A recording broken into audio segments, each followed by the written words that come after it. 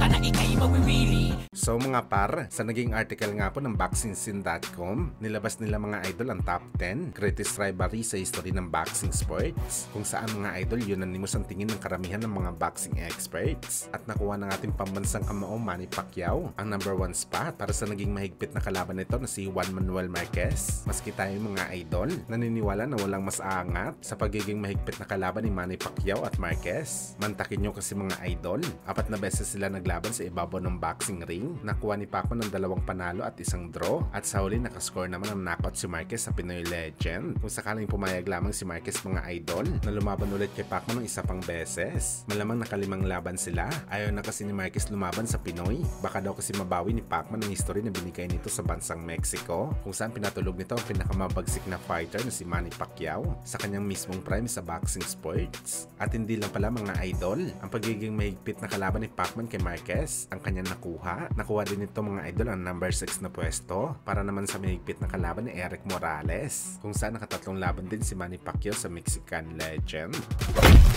Samantala matapos nga po pinatunayan ni David Benavides ang kanyang tapang nang nilabanan nito ang delikadong fighter ni si David Morrell Jr. at tinalo niya ito sa bakbakan, kung saan sa ngayon mga boss, tila gusto tutuhanan ni David Benavides ang kanyang sinabi sa mga boxing fans kamakailan lamang na aniya mga idol sa rematch daw ni Dimitri Bivol kalaban si Arthur Beterbiev sa linggo. Personal daw ito manonood ng laban, akyatin at tamunin ng harapan ng mananalo kay Bivol at Beterbiev. Sa mga hindi po nakakaalam mga idol, official na po mandatory ng WBC at WBE si Benavides sa titulo sa light heavyweight. Ibig sabihin nito mga idol, walang choice ang dalawang hari sa 175 pounds kundi labanan si Benavides. Kung manalo si Beterbiev sa laban sa linggo mga idol, malamang mapapalaban kaagad si Benavides sa undisputed fight. Pero kung si Dimitri Bivol naman ang manalo, posible maghihintay pa ito na matagal dahil sigurado magkakaroon ng trilogy fight ang bakbakan ng dalawang Russian fighter. At hindi natin ma-imagine mga idol ang piling ni Canelo Alvarez matapos sabihin na ayaw nito labanan si Benavides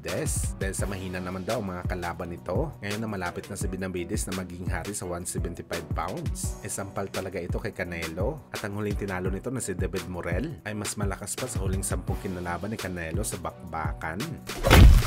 Sa kabilang banda naman mga idol, dating kampiyon si Marcos El Chino Maidana nasangkot sa malalang aksidente sa kalsada kalaban ng isang sasakyan, at ang gamit lang nito motor, kung saan makikita na tumilapon talaga mga idol si Maidana at hirap ito makatayo. Sabi pa ng Chino Promotion na pagmamayari ni Maidana, ngayon daw mga idol okay na ang dating kampiyon, pero nagtamo daw siya ng malalang injury sa katawan. Sa mga hindi po nakakaalam kay Marcos Maidana mga idol, siya pong isa sa mga boxer na nagpahirap kay Mayweather Jr. at nagpatalsik sa kanyang ngipin sa laban. Nakalaunan ginawa nitong pendant. Remembrance daw ito ni Maidana matapos nito bungiin si Floyd.